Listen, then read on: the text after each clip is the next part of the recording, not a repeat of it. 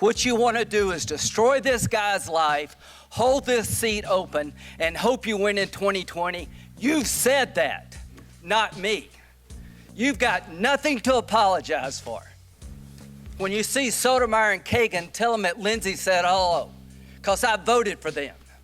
I would never do to them what you've done to this guy. What happens at Georgetown Prep stays at Georgetown Prep.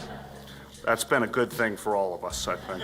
When Supreme Court Justice Brett Kavanaugh was first nominated for the bench, he had to fight off serious claims of sexual assault, but one came from his time at Yale. The Senate investigated the claims prior to Kavanaugh's confirmation, but now it's been found that the Senate investigation left some things out of its report. Now, just to take you back to 2018, it was pre-pandemic, Trump was president, and the Me Too movement was in full swing. Kavanaugh was a less than desirable pick for the Supreme Court even before the allegations against him were made public. But the allegations, coupled with his emotional performance at his confirmation hearings, didn't help to endure him to the public. I drank beer with my friends. Almost everyone did. Sometimes I had too many beers. Sometimes others did. I liked beer. I still like beer. He was finally confirmed to the Supreme Court by just one vote.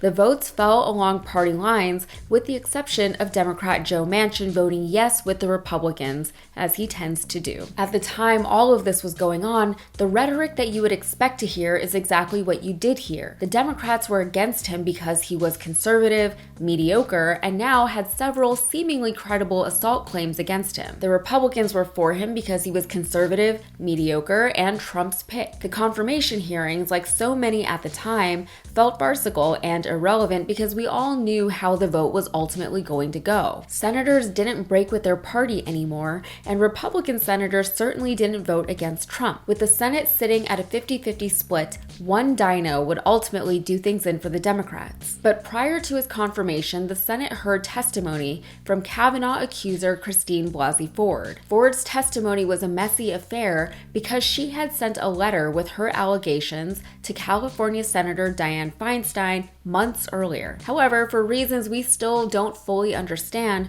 Feinstein didn't make the letter known, not even to her fellow Senate Democrats, until just days before things were set to move forward with Kavanaugh. This ended up delaying Kavanaugh's confirmation just slightly, but ultimately it didn't make a difference. The votes were never going to sway from party lines, and Manchin was always going to vote with the Republicans. In the midst of all of this, the Senate conducted an investigation into the allegations, but now, 4.5 years later, glaring omissions have been revealed, specifically in regards to the accusations from Deborah Ramirez. Ramirez alleged that Kavanaugh had exposed himself to her at a party at Yale during their freshman year. The 28-page Senate report, which was released by Republican Senator Chuck Grassley, said that Ramirez was likely mistaken in her recollection. It was probably this other guy that she saw, a guy who apparently had a reputation for exposing himself at parties. So how did that supposition make it into the official Senate report? It came from a man named Joseph Smith Jr.,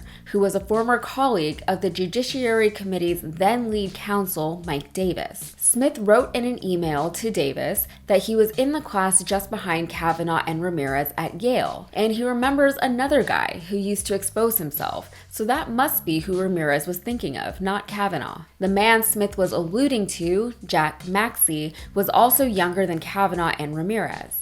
That matters because Maxey wasn't actually attending Yale at the time of the alleged incident. He was still in high school at the time. Maxey told The Guardian in an interview, quote, "I was not at Yale. I was a senior in high school at the time. I was not in New Haven. These people can say what they want and there are no consequences ever." He did say that he had visited the campus while he was in high school to see his older brother, who was a student there, but they never attended any freshman parties. He also confirmed that he had not been contacted by anyone involved with the Senate investigation. Still, Smith's assertion that Ramirez was mistaken was all the Senate needed to hear. And for the record, Maxey is a Republican, and not just a Republican, but a Republican activist who got a hard drive from Rudy Giuliani. A a hard drive from Hunter Biden's laptop that he then shared with members of the media and with Viktor Orban's Hungarian government. He also worked as a researcher for Steve Bannon's podcast at one point. Additionally, he vouched for Kavanaugh, saying that Kavanaugh was a good guy during the time he knew him at Yale,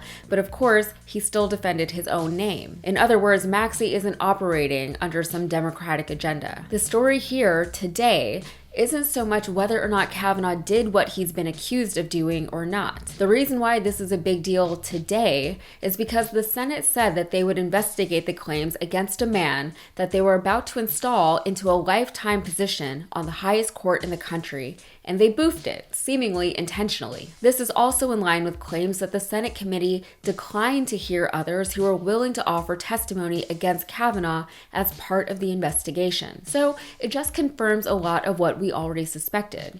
I said earlier that the Senate confirmation hearings felt farcical and irrelevant at the time they were happening because of how partisan our Congress had become. Those hearings featured hard-hitting questions from Democrats and softballs from Republicans. Kavanaugh's behavior during his examination was likened to a toddler's tantrum by most people who watched the hearings, but of course, conservative media downplayed his outbursts and painted him as a victim of cancel culture. None of it mattered, and none of it was ever going to matter. He was always going to get onto the court because the Republicans wanted to swing the court. The bigger conservative agenda mattered more than the integrity of the court itself. Integrity that within the past few months alone has been seriously and gravely called into question. Will any of it matter now when it didn't 4.5 years ago? Will it implicate not just the Department of Justice, but also the Senate, specifically the senators that conducted and approved of the shoddy investigation? We will see. All right, that's it for me. If you got anything out of this, please like and subscribe, and be sure to follow me on Instagram and TikTok. Thanks.